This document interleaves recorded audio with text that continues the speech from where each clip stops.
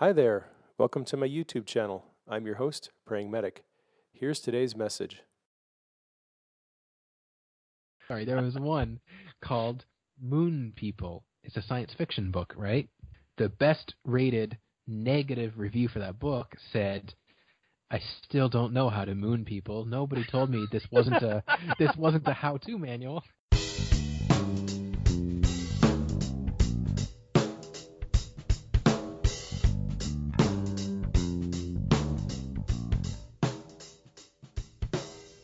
Hi, I'd like to welcome you to our show.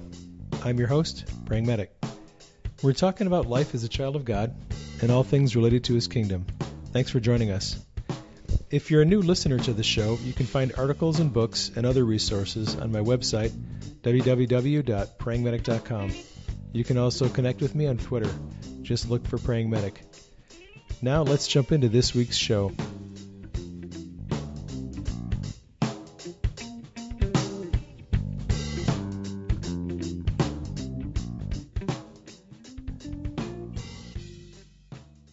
My guest on today's show is my friend Steve Bremner, who is a fellow podcaster, fellow blogger, fellow author, and a missionary to Peru. Steve and I are going to talk books today. I hope you enjoy the show. So I wanted to go a little bit more into the process of publishing books. We both are seeing some interesting trends in publishing. The advent of digital print on demand and ebooks. I think Amazon is predicting that there are going to be more ebooks sold in 2016 than print books for the first time in history. Really? I've heard that already before. I don't know. Oh, really? I don't know. I don't know if what I hear is correct or not. Yeah, so. I think the crossover is either going to happen late this year or early next year. But there's definitely more demand for ebooks lately. And I had a dream about a month ago where I was publishing a lot more ebooks. What do you think about the value of ebook publishing? The way I look at it is when I'm writing a book, I'm writing an ebook. Easily 95% of my sales are ebooks as opposed to printed books. But at the same time, because I do print on demand like CreateSpace, the only way somebody can buy a print version of my books so far is if they're on Amazon anyway. So I write with the idea in mind that it's basically an ebook. So you're basically targeting the ebook reader from the get-go? Yeah, mostly. Because like I said, like the vast majority of my books are ebooks, not the print books. So that being said, it's like I'm keeping in mind the formatting issues of the way I write things is primarily going to be seen on someone's, Kindle or their digital reader, a phone app, whatever the case may be. If my book is like long enough, it's not just some bite-sized thing, then I do make a print-on-demand version of it. The way I read is predominantly Kindle. I go and I buy it. It's on my Kindle in a moment, not this, wait a day or two for it to come in the mail and stuff anymore.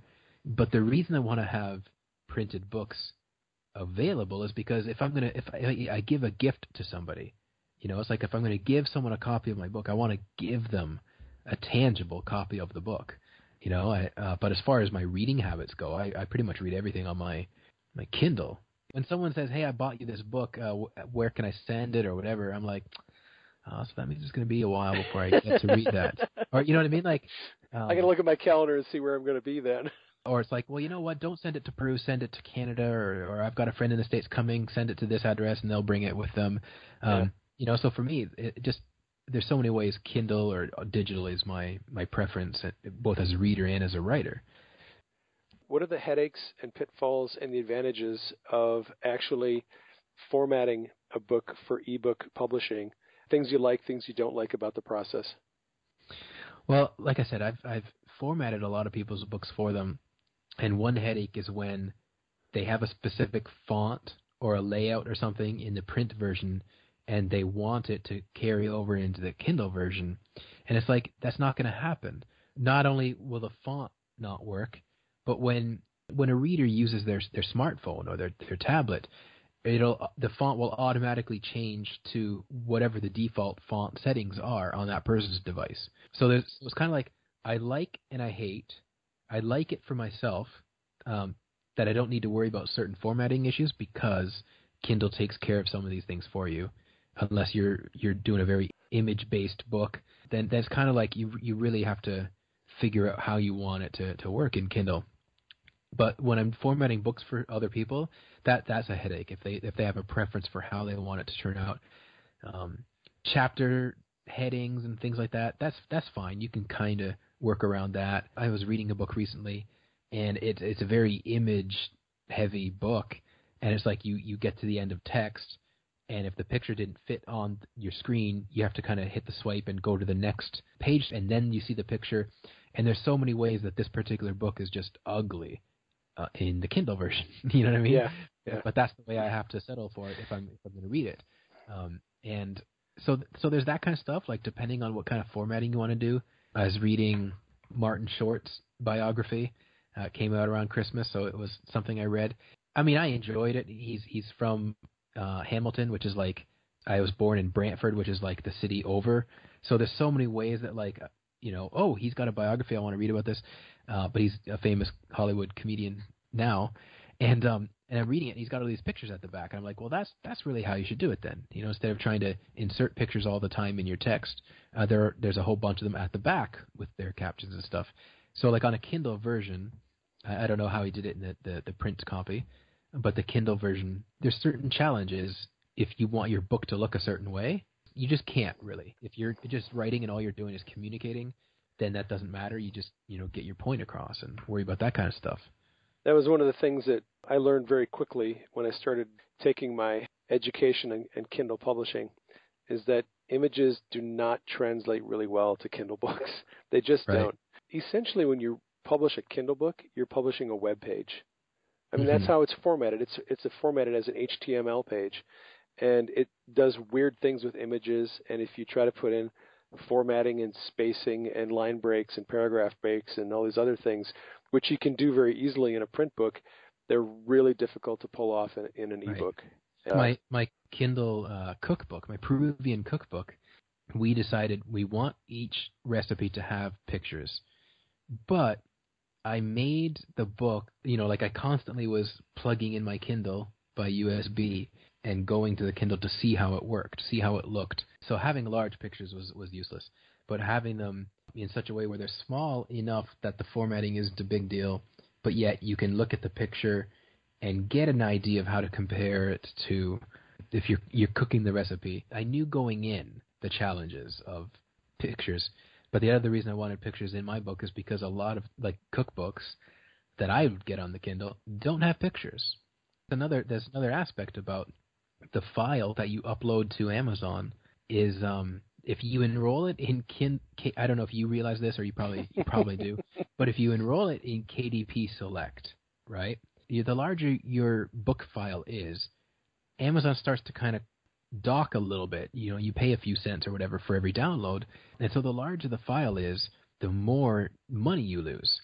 And so I get why a lot of cookbook authors don't or haven't put a lot of pictures or any pictures in their books, because then it becomes so large of a file that it's not worth it to do that, especially if you enroll it in KDP Select and they dock off, a part of your earnings for how large the file is. So, I mean, I would have to shrink all my files so that they were tiny, but yet still visible. And it's not like it's a long cookbook. It's got 40 recipes in it. But making that was a bit of a headache. It doesn't look amazing on your Kindle or on your tablet, but at least it was like I made it knowing ahead of time how it looks and how it turns out in Kindle, I'll bet you learned a lot about formatting in the process. I sure did. Quite the education. Yeah, I knew that Kindle took off some of your royalties based on the size of your data file. I didn't know that it was just for the unlimited. That's interesting because my book that I have on economic collapse has a bunch of charts in it. Not a lot, a few. And I'm going to have to work through the process of getting those to display the way I want them to, so they're not chopped off and causing all kinds of issues. So long as you have a bottle of Advil handy, you'll be fine. So let me ask you this real quick. You're using Scrivener for your ebook publishing? Yes. Yeah, I just started the trial version of Scrivener, and I'm going to download and sign up for the paid version off of your website. So I like Scrivener so far. I'm still kind of a Word Microsoft Word person. My editor is using Word, so I end up having to convert things to Word to send to her anyways. But Yeah, just for the ease of converting your document to an ebook, Scrivener is worth the price of admission. exactly. Oh my gosh, Exactly. that is so Um, good. I wrote the Tongues book in Scrivener and converted into Mobi and look at it on my own Kindle device to make sure it looks decent and stuff like that. For me, it's worth its price, not just because of the conversion. You can convert it into Word and stuff, but for how easy it is to organize a bunch of Yeah. things in the same document, like a long book or something like that. For me, that's where it makes its money back for me, Yeah, I'm So, starting to use that because I'm writing books where I have to do a lot more research. I'm grabbing links to blog posts and web pages, and I'm taking long sections of discussions and data. And with Scrivener, you can create all these different folders and documents and a research section where you can just throw links in there. It's kind yeah. of cool because you can organize all of your ideas. You have all your stuff kind of stored in one place. Right now, using Word, that's not such an easy process. So I'm kind of new to Scrivener, but I think I'm going to like it a lot more as I go. Yeah, that's how I was. I had it on my computer for like a year before I gave it a shot. Now it's just such second nature to me. The learning curve is steep. I also have on my site a link to get a training software for it. But at the same time, now that I've gone up that steep learning curve, it's my preferred method of writing, my preferred word processor. Yeah, well, I'm moving into a place in my life where I'm starting to see myself more as a professional writer. And when you start to think about being an actual professional writer who's trying to maybe run a business, because that's how a lot of people see their writing as their ministry. Right. I do not see my writing as a ministry. I see it as a business. Well, I We see it actually, as both for me. yeah. I mean, I realize that because it's a spiritual production, it is a ministry, in a sense. Right. But my wife and I don't run it as a nonprofit. So we don't have a 501c3. We have an LLC. We have a business license. We pay taxes, Hmm. and we run it as a traditional business. So because I'm looking at things from that perspective, I realize that as a business person, there are just certain tools that you're going to have if you're going to run a business successfully. Hmm. And it was kind of funny because we got a tax professional who has been helping us do our business taxes. And we came to him at the end of the year, the tax year this year, and showed him all of our information. He goes, "Oh, you actually made some money this year." He goes, and we said, "Why is that unusual?" He goes, "Oh yeah." He goes, "It's very unusual." He said, "There's a lot of people that have these, an LLC, and they technically have a business, but none of them make any money." Right. He goes, "You guys actually made some money, so you're going to have to pay in some taxes this year." We actually ended up paying a lot more taxes than we anticipated because we had actually made some revenue last year. Right. And that's one of the things that's been difficult for me because I've never wanted to run my own business. I never wanted to publish a book. I never saw myself as a writer. Certainly didn't want to be self-employed. I had always envisioned myself working for somebody else, letting them collect the money, pay the taxes. Here's your paycheck, every Right. 2 weeks. I'd always kind of see myself as that type of person. But my wife has encouraged me to step out of that mindset and into more of an entrepreneurial business person mindset, which is Hmm. difficult because that's not who I've always been. So I'm learning. And picking up tools like Scrivener is part of the process. One of the things that I ran across with publishing ebooks is we had purchased some software that we used to publish our first two books as ebooks, and it worked great. But when I went to publish my last book, Seeing in the Spirit, it wouldn't work. We could not get the formatting. It would export a zip file. We would upload it to Kindle, and it would say unrecognized file format.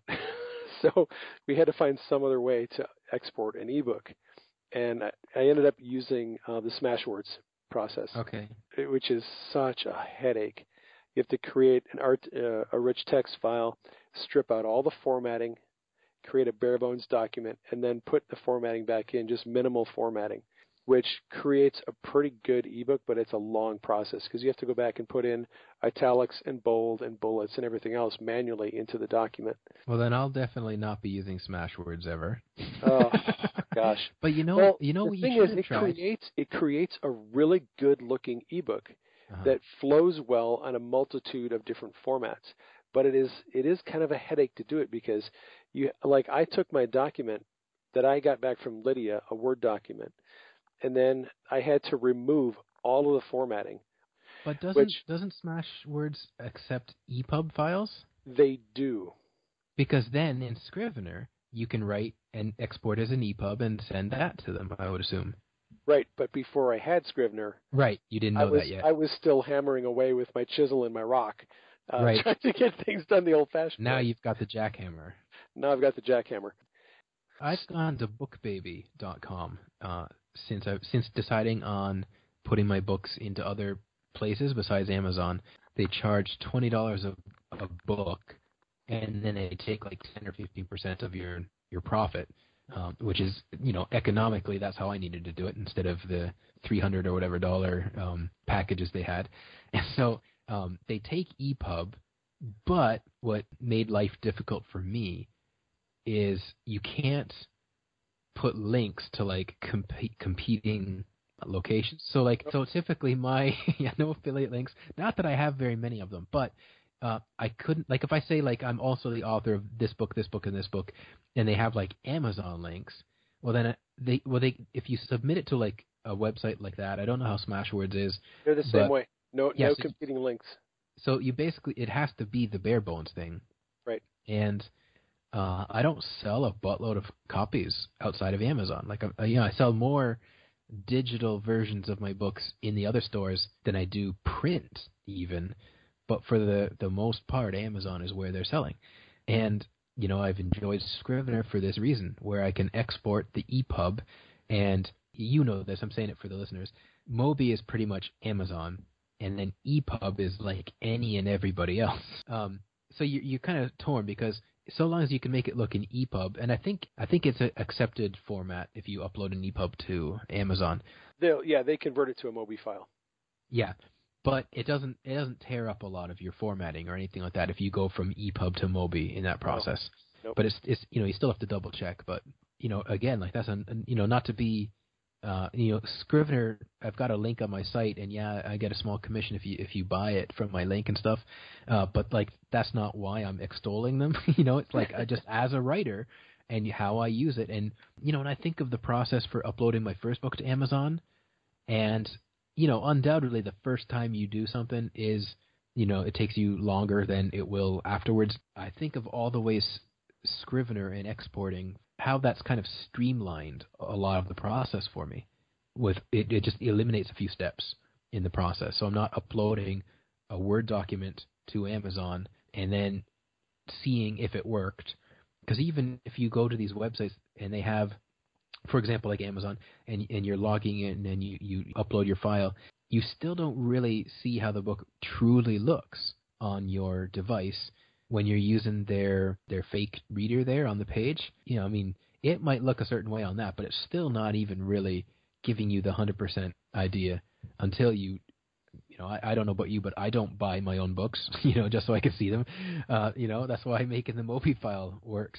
There's so many ways. Like if you're like me and you have a Kindle device, then you can write in Scrivener, hook up your USB to your computer, and then save your file to your Kindle, and then double check and make sure it's how you want it to look. I've got a Kindle Fire tablet and a Kindle Paperwhite, so I double check them both to get an idea of how it's going to look for the average reader. And you have two Kindles, and I don't even have one of my own.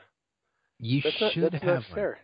Well, my wife has them. She has a very old Kindle, this Kindle that I got for her for a birthday present about 4 years ago. Well, technically, both of my Kindles are gifts. If I'm going to recommend a Kindle, it's the Kindle Paperwhite. That's the one. Like it?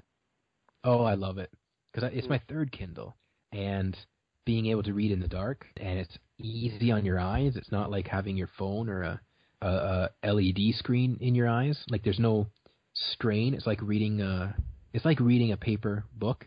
Because Yeah. for a while, like I just had a normal Kindle. My wife didn't like it, and I'd had it for years before getting married.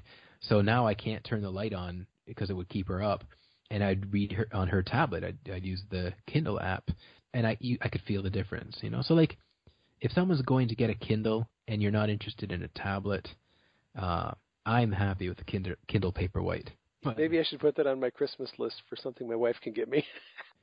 But that's another, if you're talking about being an author and being a business person and having the right tools and stuff, I would say that a Kindle device of your own is a necessary part of your toolbox, because Yeah. I've had other authors who don't have Kindles. They basically send me a version of their book that they've just kind of run through some kind of Kindle converter on the internet, and it's just crap.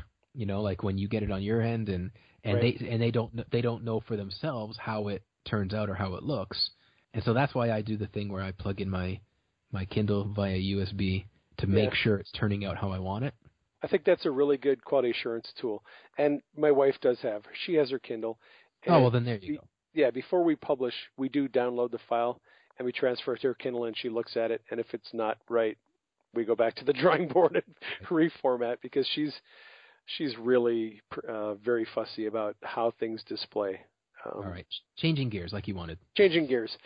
So you said that you got hooked up with Destiny, and they're now publishing one of your books. Right. Have you signed a contract with them? Is it just a one book deal? What's your situation with Destiny? Right. Well, one thing that the contract did say is that I'm not supposed to like divulge details of it. No, but I'm serious. It does. It That's does. okay. Like so. So it's like a 5-page contract, and it's pretty standard, and it is a multi-book deal. I show them.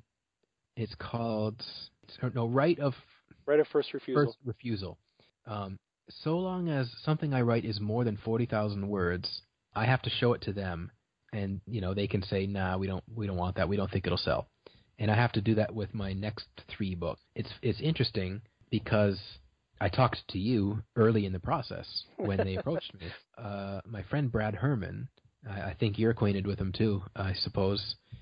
He reached out to me saying, "I now work for Destiny Image," and I knew him from a mutual friend who got me in touch with him on Facebook, and I knew from talking to him before that he owns a bookstore, and so he's well versed in this stuff, Right. and had encouraged me about my Tongues book, that it was something he thought could sell well, and so he writes me a message saying he showed it to his boss in his department or whatever, like acquisitions. He works for the acquisitions, and he said his boss liked it and to reach out to me, and I said no without even thinking about it, because Destiny Image is well known over the years for making the author pay for half of the cost. Right. So it's kind of like a mix of vanity and traditional publisher. Like the author pays half the cost, and I'm like, we're barely getting by as it is with books and support and stuff. We can't afford to pay like $15,000 to print thousands of books. And I wasn't like it wasn't a false sense of humility, but it was like, I'm not big enough to That's sell just a thousands. reality of what your situation is. Exactly. Like I I'm don't not know of very many authors who could plunk down 12 to 15 grand to have their first book published. Right. And so I said no right away. I didn't even pray about it. I didn't even think about it. I just said, "Hey, Lily, a publisher wants a book." I mean, like, we made it, but I had to say no. I made it. No, but it's like, on the one hand, it's very validating, like a publisher, okay, like for the listener's benefit, if they don't already know something like this, a typical publisher gets thousands of manuscripts, every so many months, and only will publish like less than 5 of them. And so this idea that someone was saying, "Hey, your book is of such a quality, we think we want it, and we think it can make both of us money." That was validating, but I'm like, I can't go down this path where I know you guys want me to pay half it. And so Brad wrote me back and said, "No, we don't do that anymore." And so I'm like, okay, well, I'm listening then. You were one of the people I reached out to, because when I was talking to Brad, he told me they had contacted you and you said no. And so I wanted I did say no. Yeah. I'm not selling the volume of copies that you are. So it is true that with traditional publishing, you get a much smaller royalty than you do when you're self-publishing. Like Amazon, you get 70% of what you sell, and a traditional publisher. For an ebook, Amazon's print royalty is 35%. Right. And so it's like that. And so with a traditional publisher, it could be anywhere between 10, 15, depending on the company, depending on the contract you sign. But it's smaller. That's the point. It's smaller. Right. So there was a lot of pros and cons. And I didn't really make a decision or sign a contract until I think it was February or March. Like Brad told me around December. Okay, it went through all their channels, and so here that we're going to send you a contract. And then I never heard anything ever again for like 2 months. so I assumed it must not be happening then. And then when he did get back in touch with me, there was a contract sent to me. But by that time, I'd talked to a lot of people, and there's pros and cons, as you know, and if you're free to jump in with other cons or pros. But like for example, like I know what you told me when we were chatting, but like why did you say no, for example? Well, I'm in a very unique situation, and I am strongly biased, and I feel that there's a trend in publishing that I am really championing. I wished that more authors would seriously consider taking self-publishing as a good way to go. Most authors have traditionally felt like their only validation in the world comes from having a publisher accept their manuscript, offer them a contract, and then they feel like they've made it. And I think that is a very old world view of looking at publishing and writing. I think that the game has changed so dramatically in the last 15 years. I really think traditional publishers and vanity publishers are on the ropes. I think they're a little bit desperate to get authors, and I think they have to make the enticements to come over and sign a little bit sweeter, because they know that self-publishing is a lot easier than it used to be. Right. 20 years ago, nobody self-published. Right. And I agree. I agree with you mostly. Like for me, I'm kind of joking about the validation. I have friends who they have books and they have novels, and they are desperately waiting for a publisher to come along and accept their manuscript, because they just believe that is the validation that they're looking for. Right. And I think, while I respect that, because that's how things have traditionally been, if you want to be a serious writer, I think that is a waste of time to hold on for that. Right. And I agree with you about waiting for it to happen, because like I self-published, and I can answer and explain the reasons I decided to sign the contract. But one, like S.J. Hill, he's a published author. He said to me, you know what, Steve, if I were you, I would just give it to them, because you're like 33 and you've written something that a publisher wants. They must see a reason like why they want this book. And I know other guys who are like in their 50s, 60s, and they've shopped around their manuscript to like 20 publishers and nobody wants it. And then here you are, they're just coming to you and they want it. Don't be stupid. And I'm like, but you sign over your rights. That's a con or a pro, depending on how you look at it, but it's kind of a con. You sign over your rights to the book and it belongs to the publisher. It's not yours anymore. And I'm like, this was that book that was ready to burst out of me. So do I want to hand this over? And I had other people that were like, no, don't do it. This is your baby you're talking about here. Exactly. And I ultimately went with the idea that this can be a door opener, and the contract stipulates I can't self-publish a book that's more than 40,000 words, but I can keep on self-publishing short without giving books. them first right of refusal. Exactly. Right. So it's kind of like, and then other things I asked for in the contract, they gave me without arguing. And so things like with the audiobook, things like translating it into Spanish, things that were important. Like if I'm signing this over, because one thing SJ told me, he's been published with other publishers, is there's a book of his, the publishing company went out of business, and then the one that acquired it isn't printing it anymore. And so he was like, make sure to negotiate that if they stop selling the book or printing it, that it somehow the rights revert back to you. So like I had people like him and Dr. Crosby, other people who were seasoned authors, self and traditionally published, and I was getting like 50-50 good and bad advice. And the bad advice was things like, Steve, don't take this the wrong way, but you're kind of a nobody author, and so you'll go into debt unnecessarily and have boxes of your book in your basement for like the next 20 years. And one author I talked to published with him in 1999 and is a decently known author or an international speaker. And he told me, Steve, I still to this day have about 1,000 copies left I know who of my you're book. talking about.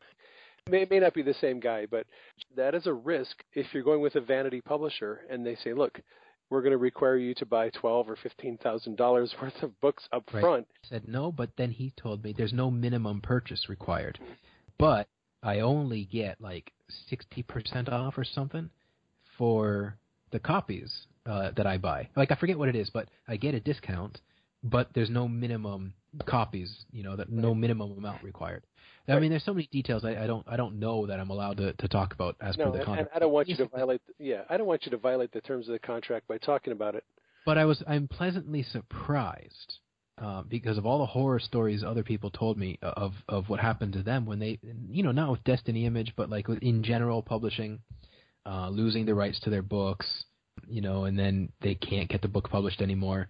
And, I showed the contract to a few people before I signed it, and everybody was like, wow, I wish, when I signed something it was like this. Or, so like, there's pros and cons. And I remember talking to Jeremy about this, and, the con is the royalty. There's cons like when you go traditional publishing, you make less per copy. But at the same time, like I told you, nobody's buying the print version of this book. Yeah, it's not like you're making $3,000 a month off of royalties. Right. So what are you really losing if you take a smaller cut in royalties?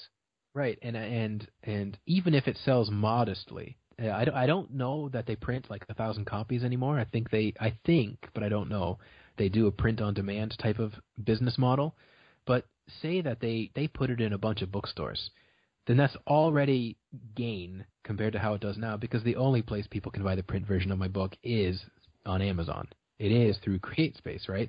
Right. So even if it's like kind of a flop or whatever, it's more successful than I am right now with the print version. So there's give and take. But you know what Brad told me that time was that he mentioned you was like, he's making it happen.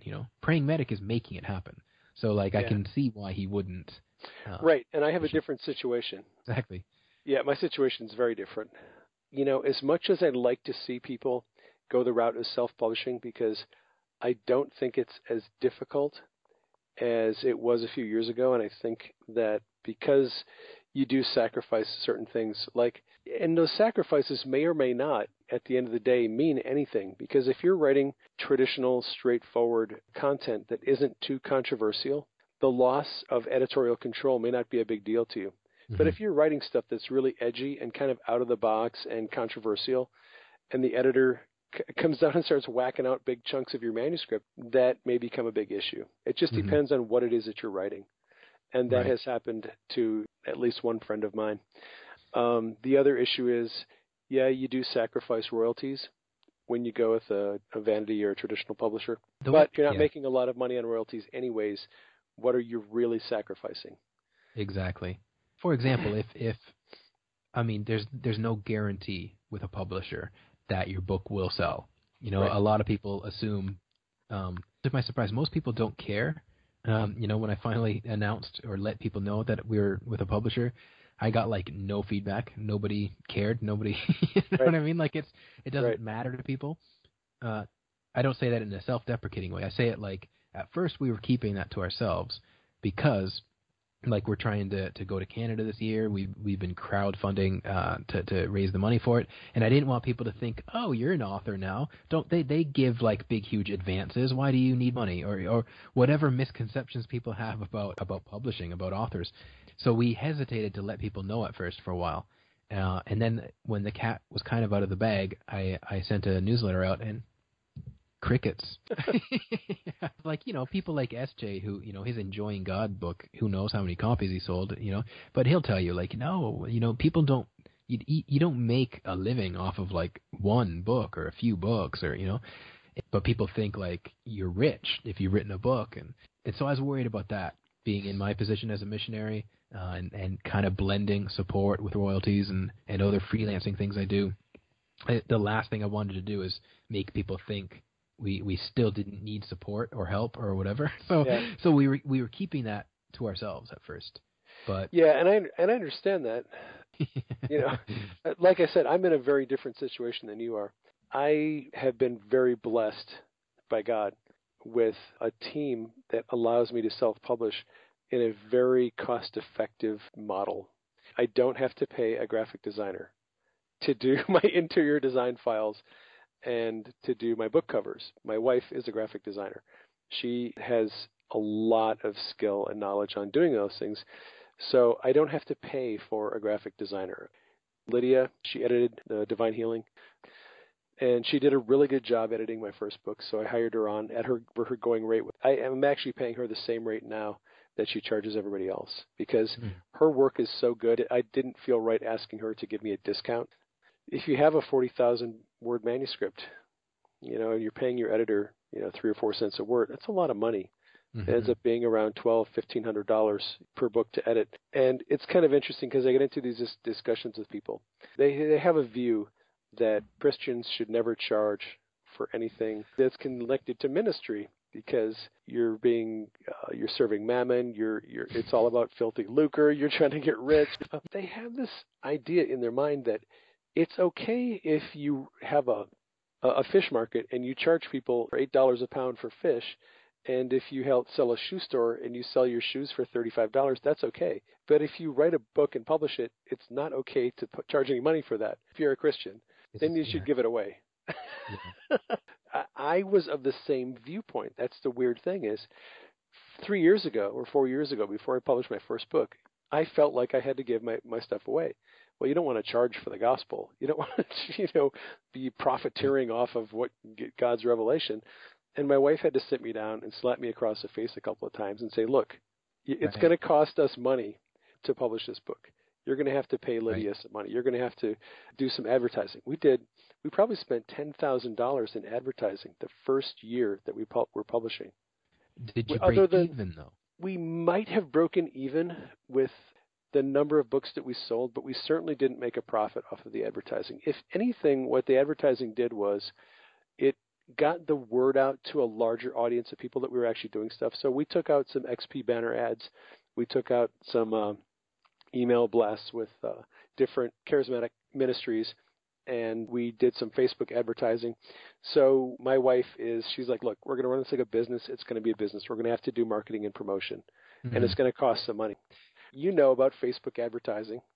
Which every time I do, for me, I'm getting diminishing returns.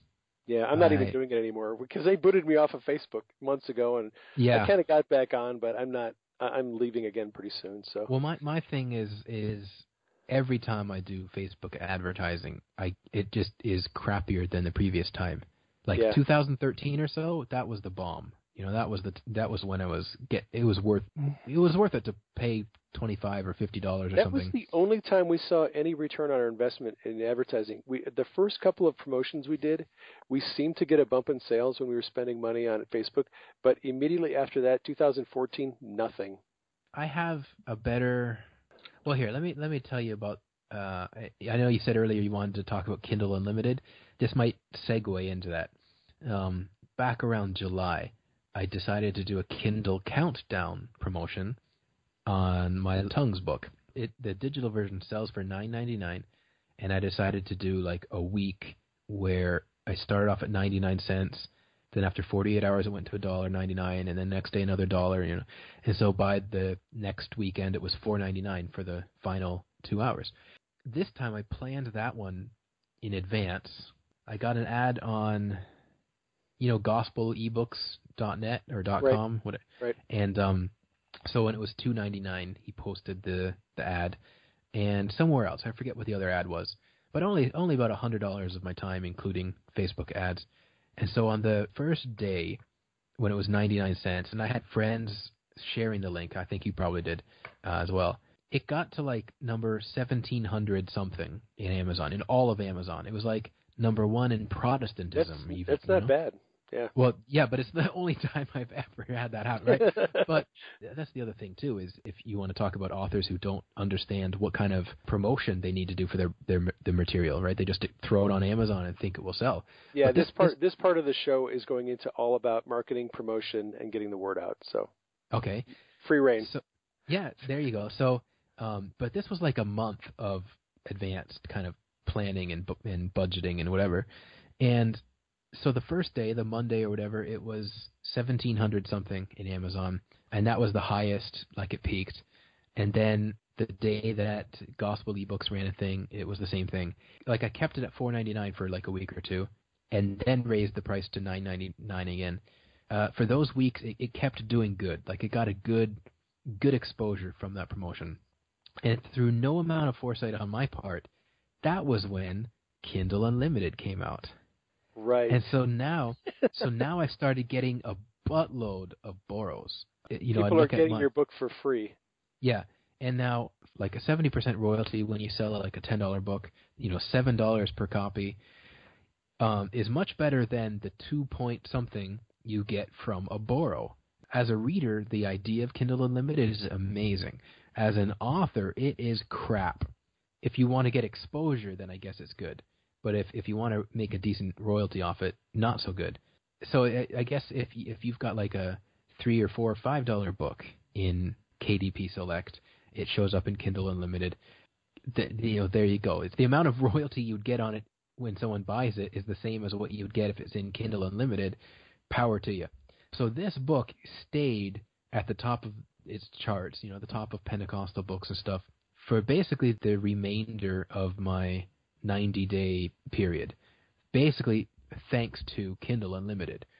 But because you only get and it's different every month, right? Like you get two point something dollars if somebody borrows it and reads it past 10%. So a borrow is ranked the same way as a sale on Amazon. So my book is continuing to stay at the top of the charts. But then I basically removed it, kept it at $9.99, and I went to BookBaby, where I published it to all of the platforms, and it basically tanked and went back to selling about how it did before it was in Kindle Unlimited.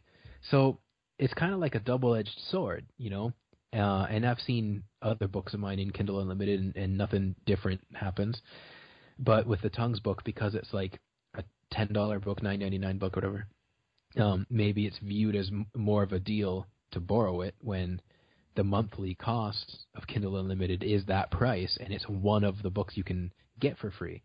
But as an author, it's kind of like, yeah, but it's not really, it's not really worth it. It's about the same as traditional publishing royalties at that. I had a kind of a similar thing going on when Amazon decided to launch their Kindle Unlimited program. I was actually in the middle of a paid advertising period. I remember you telling that to me when I asked you. Yeah, I was running a Facebook campaign. So I was paying for clicks to get people over to purchase the book on Facebook. And so I'm paying for this advertising, and all of a sudden Kindle Unlimited launches, and now people are buying my book for free. They're clicking on the Facebook ads, and then they're going to Amazon and getting the book for free, and I'm not getting the royalty. I can see how that would be frustrating. This is not so good. So I wrote to Amazon, and I said, hey, I need to disenroll my book from the KDP Select program because I'm running a paid ad right now, and I can't be paying Facebook to get ads to people that go and get my book for free. So they disenrolled me. They took me out of the program right away. It was no big deal. But it was kind of interesting. And my wife and I talked a lot about the value of KDP Select and the Kindle Unlimited program.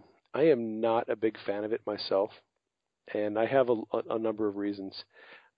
It seems to me like Kindle came out with the Unlimited program as a way to compete with other sales and marketing promotions that companies were doing, where they were enrolling people in a club. And if you get the monthly subscription, you can download so many books. And those seem to be doing pretty well. So Kindle says, hey, we have to have that too. Well, how do we entice authors to give their books away for almost nothing. Yeah, Well, it you wasn't know, very enticing. it wasn't very enticing. They basically said if you're enrolled in KDP Select, where you can do the Kindle countdowns or you can do the different programs, now we want to have the right to give your book away for free. We'll reimburse you a little bit for it, but we want to be able to give your books away for free. So I've talked to a number of authors, and some authors have had decent success. Some authors haven't. I am not a big fan of it because I think I really think at the end of the day what it does is it devalues the work that we are doing as authors. It continues and perpetuates this idea that's out there that we should be giving our work away for free. I had a long discussion on Facebook with Michael Van Vlymen and some other people. I think I had a dream where the Lord illustrated the idea that we are devaluing our community and we're devaluing what we're doing for a living. And some of us are trying to make a living selling books. My goal is to stop working as a paramedic and to be a full-time writer where I can pour myself into doing this. But if I am not making any money doing it, that's going to be really hard for me to make that transition. A significant number of people will not buy your book until it's available for free. I know. And I think that's a very difficult thing to wrestle with because we've created this culture where people expect things for free. Right. And I am very grateful for people who are willing to pay the fair rate for something that I produce because it's valuable to them and they don't mind supporting me as an author and they see my time as valuable. It's a little bit difficult when you're talking with people who insist that your work is not worth them paying for. Right. And I agree 100% with you.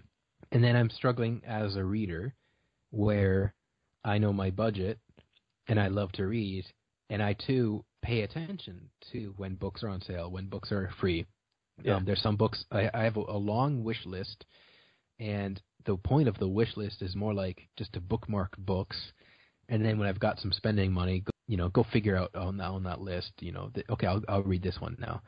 So I try to buy books.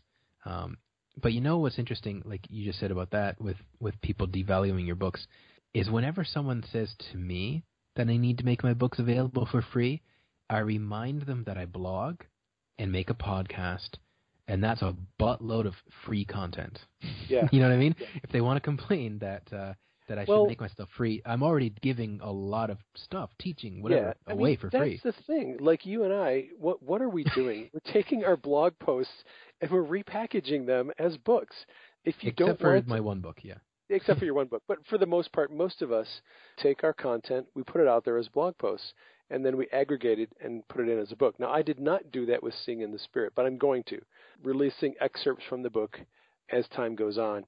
And over the course of the next year, I'll have most of the book out there available as free content. So if somebody doesn't want to pay, $10 for my Kindle book, that's fine. You can just read my blog posts. The healing book, I think there are 28 chapters in my healing book, and at least 20 or 21 of the chapters, all of the most important ones, are available on my website as articles. There's links to all of them. You can read them all sequentially if you want to. I don't have a problem putting out free content for people, but I do have an issue with people demanding that we make all of our stuff available for free and not expect any return for it because, holy moly, it takes a lot of time to write a book. And they would typically never feel that way about their own profession. You're a Christian real estate agent. Why don't you give houses away for free? Right. You're a construction worker. Why don't you build that church for free? Because it's for ministry. Like it's weird when it comes to like the arts. You're talking music, Right. books, and whatever. That seems to be the realm that people expect free. Not even just like in the Christian kind of way of looking at it, but with any other work, they understand it. Yeah, they understand a worker's worth is wages. Workers' wages. They understand that they can't afford to do something for free, so they wouldn't. But then, I'm not saying that somebody says this because they want your book for free. But I think you were in that discussion where I posted something on Facebook that like asking an author when their book is going to be free. It's like asking an artist to autograph a burned copy of their CD that you didn't pay for. It's like you just don't do that. Yeah. And I was surprised how many people came in to defend that type of thing. Well, Keith Green gave his music away for free, and then somebody else said no.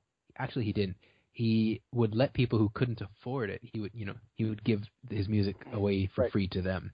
right. Just stuff like that. It's an entitlement mentality, and I wish I could say that what I'm about to say is not true, but it seems like we were really guilty of that in the Christian kind of in the Yeah. church more than It's a outside of it. cultural thing that we've all had ingrained in our mind. I had to have my wife kind of go through some psychotherapy with me to get that out of my brain because I could not see the value of, artists and creative people like painters and writers and musicians. Do they really have a right to charge for what it is that they're producing? Well, they're using their talents, they're using their time, they're using their gifts. My wife went to the store. She's a painter. She bought some pastels to do some paintings. Go to an art supply store and price good quality pastels. They are insanely expensive. And canvases. There's a lot of money that goes into producing painting, and she's hoping to start selling her paintings, but there's a lot of money that goes into that. And Hmm. yet there is still this mentality out there that people would essentially expect her to be giving it away for free. And Right. I think we have a ways to go in educating ourselves about the value of our time and our efforts and our talents. I, Hopefully, the discussion will move forward. I think because Kindle is doing their Kindle Unlimited business model, they're taking after things like Spotify for music and Right. Netflix for movies and stuff, where you pay a flat fee, or in the case of Spotify, there's a lot of music you can listen to for free, and then the end result is, in the case of music, artists don't make almost anything. I don't know if you saw in the news or whatever how Taylor Swift removed herself from Spotify because it's like she makes nothing off of all these people listening to her music. And Spotify tried to do the whole no, come back. But then just a few weeks ago, I saw that they tripled their losses in the last year. Like with all the licensing and payouts and things they have to do, they're actually operating at a deficit and That's interesting. tripled their losses this year. So I Yeah. don't know how the business model that they operate on will keep going forward because or Amazon themselves, how Jeff Bezos is always coming out saying how like, well, we're not actually making money, or our shareholders haven't gotten their money back yet. So there's all these things where it's like, I wonder how long the camel can keep carrying all those straws before its back breaks. And so I don't know how this whole unlimited model for books is going to work, or if it'll keep working in the future. Well, I watch Netflix, so I don't know, but I know they have all these licensing things and whatnot worked out that they do profit in some way. And so I think we've conditioned people to pay a fee to get content or get entertainment that I don't know how easy it will be to change people's minds anytime Yeah. soon or get people to unlearn that when it comes to reading. I look at how much I read. If I had to pay $10 for each of these books, it's still cheaper than buying the print version of all these books. I don't know how I do it on my budget. I think it's awesome when authors discount their work. And I need to say this, I have always made my books available for free to anyone who contacts me and says, "Hey, I really love your writing. I really would like to get this book, but I cannot afford to buy it." I have always sent someone a complimentary ebook file or PDF file of the book if they want it for free. As do Um, I. It just yeah, happens probably more rarely than yeah, it it does doesn't with you. happen a lot, but I do have people who contact me. I had a friend recently who said, "I really love your writing and all that, but I can't afford to buy your books because I'm broke. I'm a single mom. I'm not working." And I said, "Give me your address and I'll send you a couple of books." And I sent a friend two paperback copies of the last two books I wrote because she wanted them and couldn't afford them. So, I mean, Mhm. it's not like I have a problem giving to people who are in need or who want or have a great desire, especially if it's a person who I know in their heart is interested in the subject and they're going to learn from it. I know there are a lot of people who read my books because maybe the book is a popular subject or they feel like it's something they're supposed to read or they like my writing style or whatever. But at the end of the day, they read my book and they're not going out and doing anything that I've taught them in the book. It doesn't make any change in their life. Their life is not transformed and made any different by the fact that they read my book. And my books are training and equipping.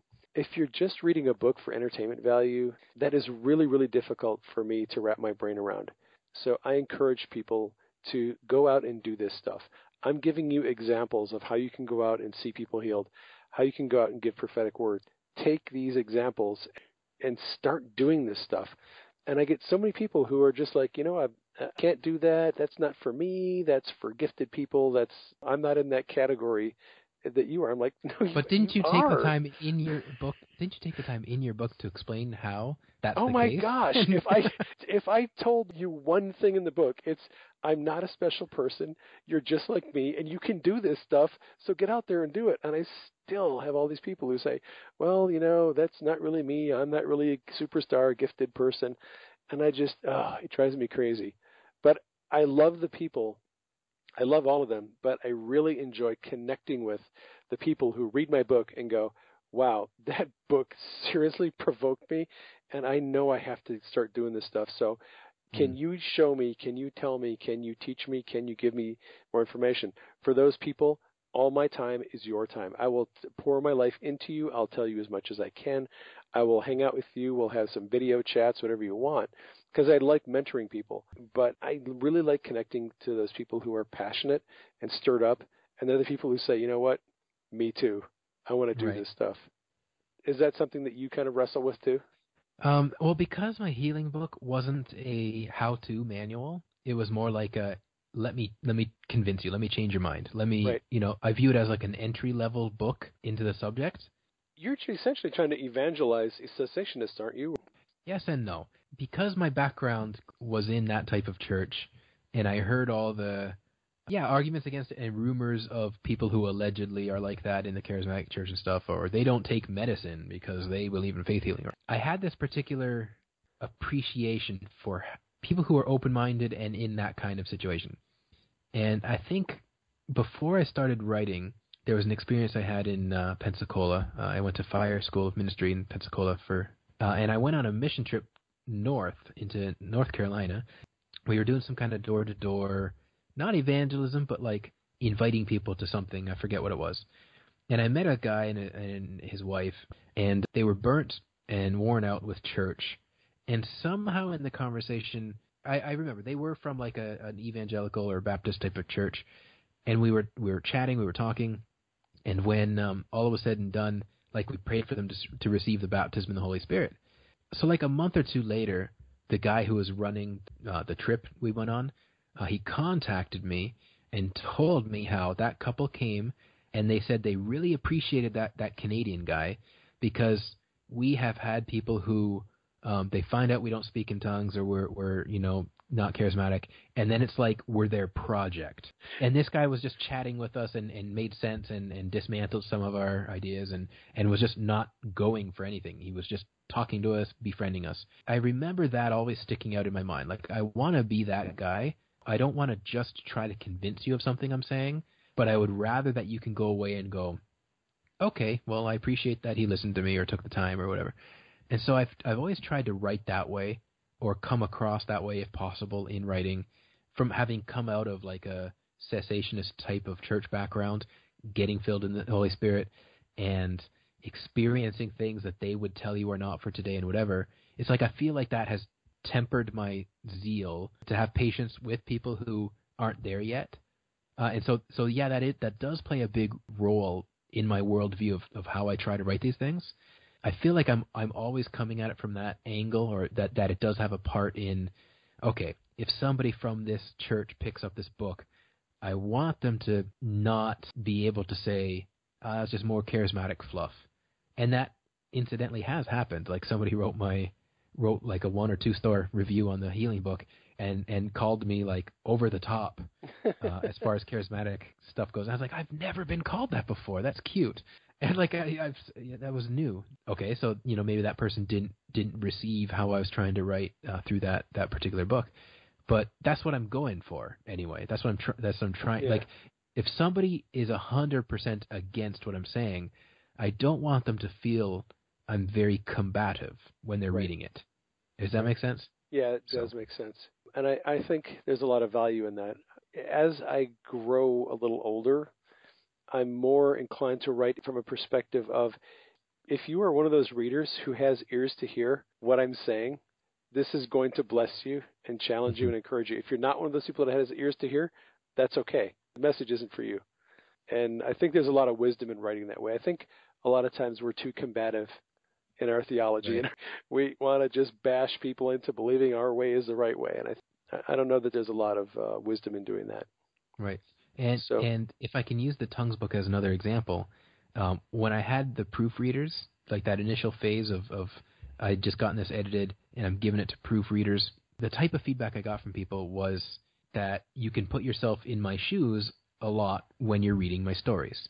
In this case, like how many of us have had really overzealous charismatics slapping us around, praying for us, casting demons out of us, trying to get us filled, and just getting ticked off that we're not speaking in tongues. And so we try to fake it, or we don't fake it, and that just aggravates them, and they want you to confess sin, or like whatever silly nonsensical stuff is like I remember my friend Charles when we were teenagers. He hated the Pentecostals, and there was some girl he liked, and he went to her church with her, and afterwards somebody encouraged him or shoved him forward. It wasn't an altar call, but it was like for people who haven't received the baptism of the Holy Spirit and want to speak in tongues. And he didn't really want any of this, but like was just kind of like being shoved forward. And yeah. he came. I remember him come back going, "I'm never going to that church again, man. They were like, spitting and yelling and whatever and just suffocating me. There's like, and one guy was like, just confess all your sins, boy, confess, and he's like, I'm not a sinner. I mean, I'm saved. I know Jesus. And I remember him sharing the story. He's like, I'm never going there again.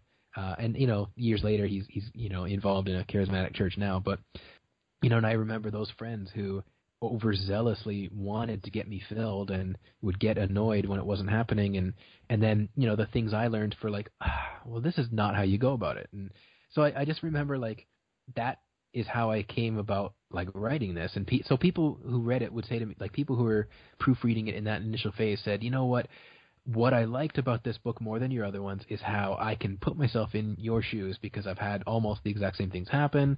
There's a lot more humor. Like, because let's face it, speaking in tongues is a pretty funny subject if you think about it. It is. You know? Yeah. Well, that's good. I mean, we all have these perspectives that we develop through experiences in our lives that shape us into who we are. I have a couple more subjects I want to talk about if you still have the time. I do. Why don't we shift gears and go into talking about content marketing and email lists? Okay. How have your experiences been so far with blogging and being a writer? Loaded question. Because I feel like I'm still learning. I feel like I keep throwing things at the wall to see what sticks. Email lists, I learned about that a couple years ago, and I'm not particularly impressed. I don't have as large of a emailing list as I thought I would obtain by now. Every time I write something or I send something out, I will get 2 or 3 or 4 responses. I'll get people who write me back, and I try to maintain that communication. Like I've noticed this every time I learn some new thing for how to get email subscribers. I try it, place the thing here or have a pop-up or do whatever on your site. It always starts off good for like 2 or 3 weeks, and then it kind of dies down. I don't know if it's like ad blindness or whatever, but everything I've ever tried, I feel like, oh wow, it looks like this will be the new way I go about doing that with list building, and then it disappears. Like for example, in all of my books, I've been putting a thing at the front where people could get a free audiobook, the audio version of Increase Your Faith, when they sign up for my newsletter list. And so every time I've done a free promotion, I would get new signups, because typically when I'm doing a free giveaway, that could be a few thousand people who download the book, and then maybe like 80 or 90 people sign up for my mailing list. But each time I've done it, I've been getting diminished returns, And I don't know if it's from a lot of people download the book and they don't read it for a while because, like this culture we've created of... Hey, it's a free book. It's just another Right. free book on my Kindle among the 300 I haven't read yet. Exactly. So I don't know. And that's one of the real, problems is that when people get something for free, it's not necessarily something they're going to want to invest a lot of their time in because Right. it's free. Yeah. Well, in years past or year past, for me, it's not free. It's like I'm giving the book away, and some people will sign up for my mailing list as a result of having gotten this book free. But Right. that's happened fewer and farther in between now. I get way more sign-ups from my blog, and I know this from a few things. Like I have a thing set up where in MailChimp I can see if the person came to the list from Facebook or if they came from an external source, and if that source is my blog or the book, or And so I've noticed whenever I have like a post go viral or Al Mack shares something of mine or something like that, right? then and I get like hundreds of hits on a blog post. Then it's on those occasions I get like noticeably more signups, like 4 or 5 maybe in a day, and which I hear from different marketers is pitiful. Like they talk about having like 10 a day and stuff. So I think I do below average on signups. And again, like every time I learn a new method, I give it a shot, and I'm impressed at first, and then it dies down every time. And Jeremy Mangersheen and I were talking about this offline after the last time I podcasted with him, and I was telling him the same thing, and that was before whatever I'm doing now that died down as well. And at the same time, my open rate has gradually gone down too compared to back in the day.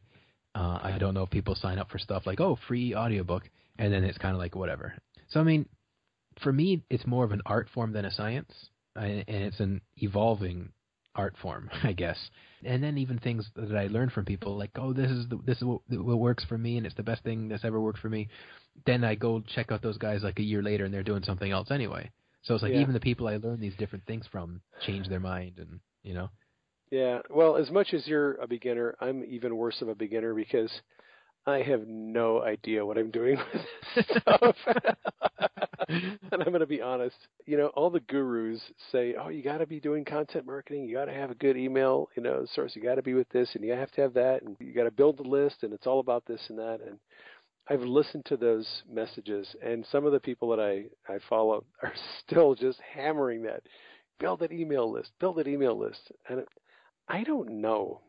I'm not convinced. I think in some respects that is a good strategy for building a following, and a good strategy for really trying to run a business and get more subscriptions and get things out in people's hands and make purchases and whatever. I think it can work. I posed the question on Facebook as a discussion question about a month ago. Holy moly. Probably 85 to 90% of the people who responded on this question said they find those little email pop-up sign-up things annoying. Some people will leave the site immediately if they see one.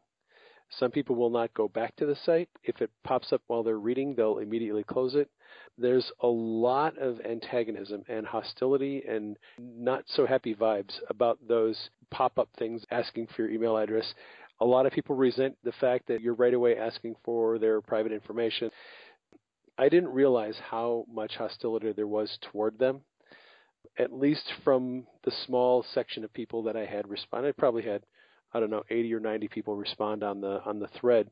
And there was a couple of people who said, I don't mind them. They're okay. I understand what they're doing, or I don't mind giving them my email if I really like their content. But there was a lot of negative feedback about that stuff. Years ago, when people first started doing it, it was an occasional thing, a novelty. Now every website I go to has one. Everywhere I go, boom, it's the first thing you see. Or the people are smart and they're using SumoMe.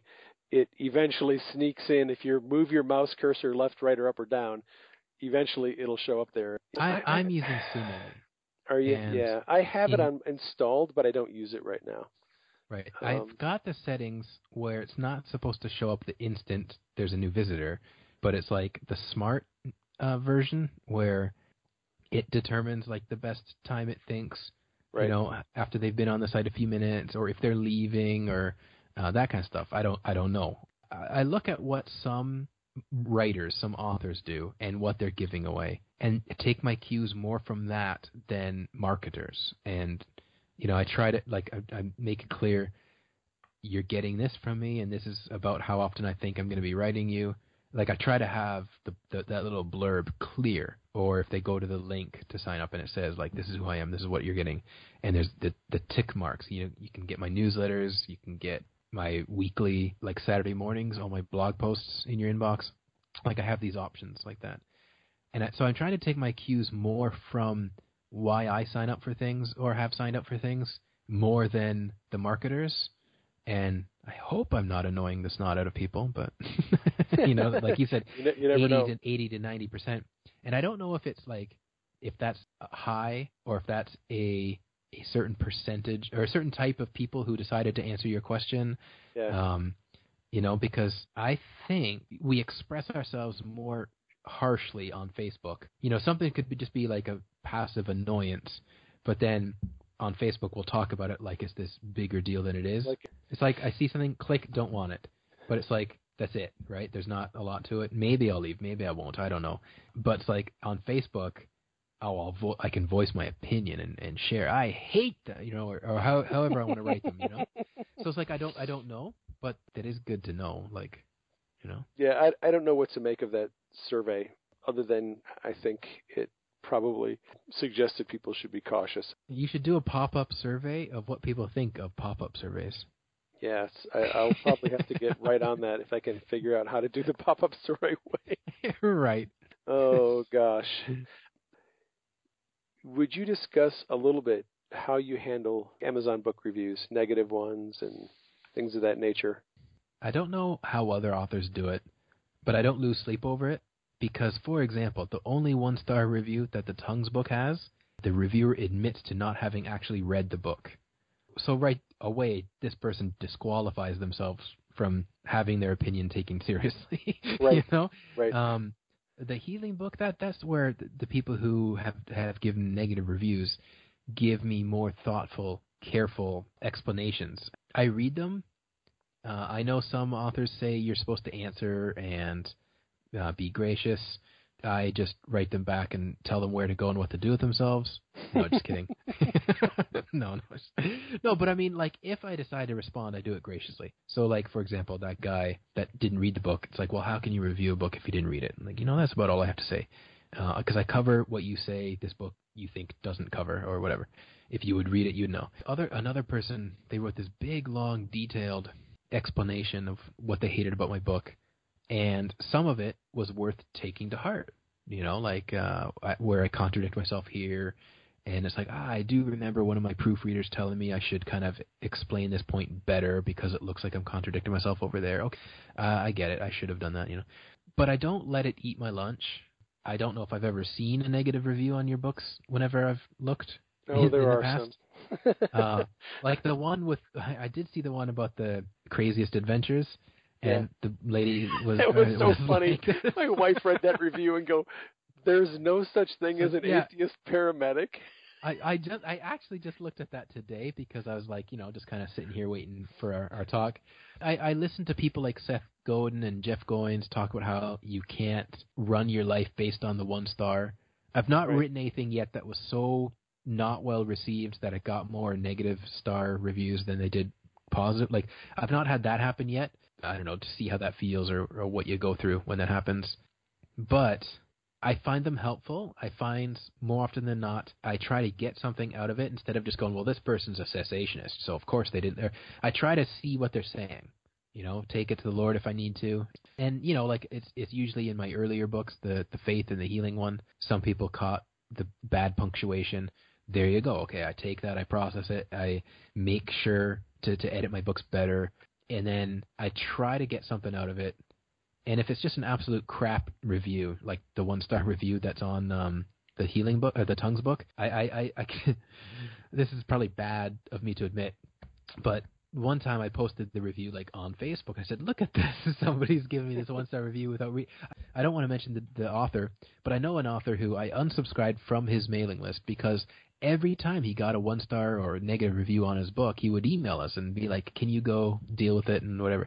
And his book was a particularly controversial book that he should have expected to get flack.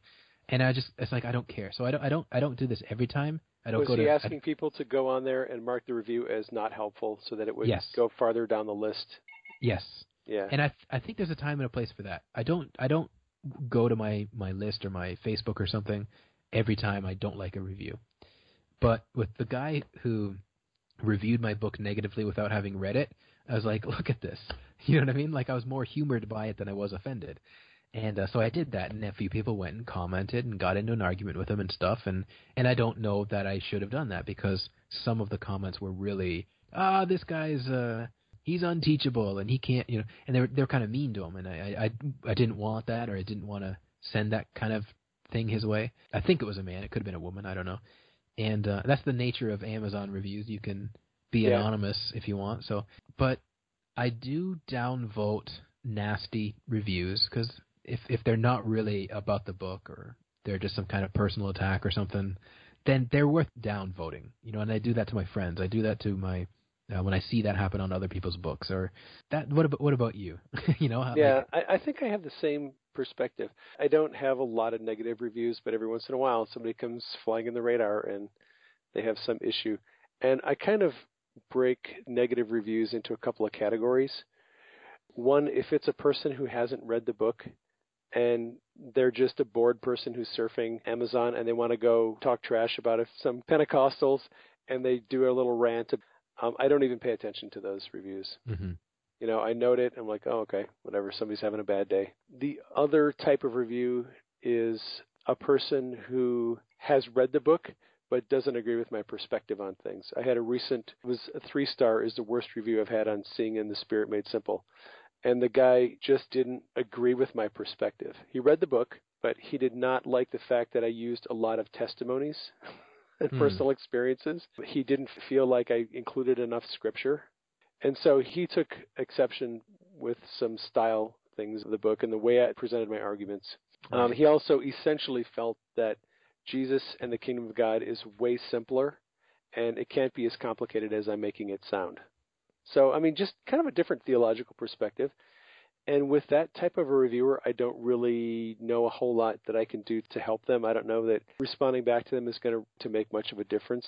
It's just one of those things where I think we always have to agree to disagree. Again, I realize that the stuff that I write is not everyone's cup of tea, and that's fine. Or coffee. Or coffee. I probably need some coffee. And then there is the negative review, where the person has some real legitimate things where they bring up, like you said. I did have this one woman who wrote a review on Craziest Adventures with God, and she was annoyed to death about my improper use of commas. Right. And I mean, she didn't review it like really badly. I think it was a 3 or a 4-star review. She didn't like mark it as 1 star and go off on a tangent. She just said, "Oh my gosh, would you please learn how to use commas?" You know, So those reviews, I'm like, okay, cool, good point. Yes, I was not on my game with punctuation on this book. That's something I need to do better on next time. Sometimes what we'll do, when we get typos that people, review, immediately I'll go and fix the ebook file and upload a new version with the typos that are corrected, so that we can avoid that stuff. At the front of every one of my books so far to date, I have an email address. I invite people to contact me when they find typos, and I say I won't be offended or whatever. And I think most people respect that, because I get emails with the typos more often than I get the 1-star review of this book had typos in it, you know? So I don't know. I think even when people disagree with the book, they tend to still be generous that way. And if they want to have a beef with the typo, at first when the Healing and the Faith book, when they came out, for the first month or so, I was getting emails, and then it dies down. And with the Tongues book, like one person ever has contacted me with a typo they found, and I'm like, well, then that's a testimony. But it doesn't mean there are none. It just means nobody has bothered to contact me if there are. Yeah.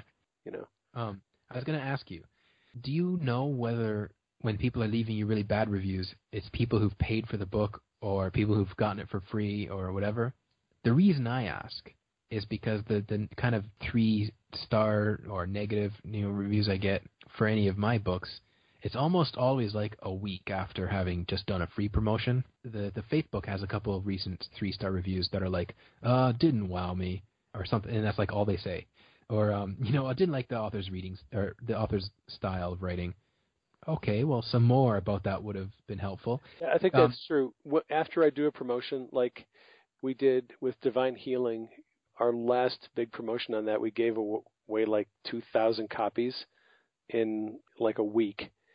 And it was right after that that some negative reviews started showing up. So yeah, I mean, when you start giving away the book to people who aren't paying for it, it's going to reach a larger audience, and you're not going to have as sympathetic reviews, I think, as you would for people who are actually paying for it. right. And like I tell people, I love and hate that people can review whatever they want on Amazon. The hate part is that people can, write a negative review of my book when they haven't read it.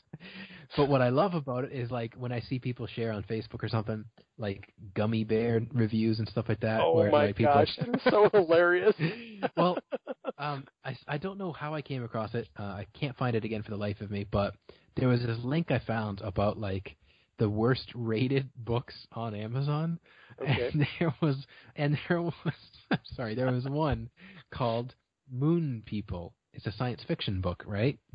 Okay. And the best rated negative review for that book said, I still don't know how to moon people. Nobody told me this wasn't a how-to manual. And I'm like, I love that. Like I have a love-hate relationship with it. And so I The mean, yeah. review of the sugar-free gummy bears though is a classic. And whoever's interested, I will leave a link in the podcast notes so you can go check it out. It's an Amazon classic. Everyone should read at least one or two of the reviews. Right. I mean, it's pretty repetitive after that, but it's Yeah. hilarious. It goes around in waves. I find on Yeah. Facebook, and somebody discovers it, and it goes viral again, and Yeah. That's how Facebook is. It has been awesome talking to you. I've learned a few things. I'm really glad I have a guy like you who is as passionate about writing as I am, that I can talk about these things with, because it's something that I think is a really important subject. I think the Lord is breathing on this thing with people publishing their books, and I think there's going to be more people that are going to be stirred up to publish books. And these kinds of conversations, I think people will find really helpful.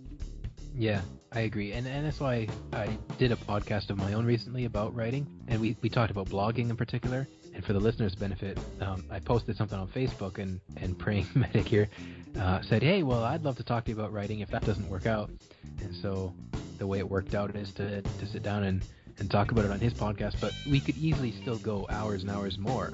But I appreciate you having me on your podcast, because that means I don't have to edit it and do all that stuff myself if it were mine. But I need to get going. But thanks for having me. All right. Thank you, and I appreciate it. All right. God bless. Talk to you later. Well, folks, that is our show for today. I hope you enjoyed it. Thanks for dropping by. If you're new to the podcast and you haven't been to my website, you might drop by and check out the articles I have there. If you have any questions or comments about the show, you can contact me at admin@prayingmedic.com. That's ADMIN @prayingmedic.com. You can also contact me on Twitter. I'd like to thank you again for dropping by. I hope you enjoyed the show. If you'd like to learn more about Steve, you can go to his personal website, stevebremner.com. You can also find his books and other resources on fireonyourhead.org.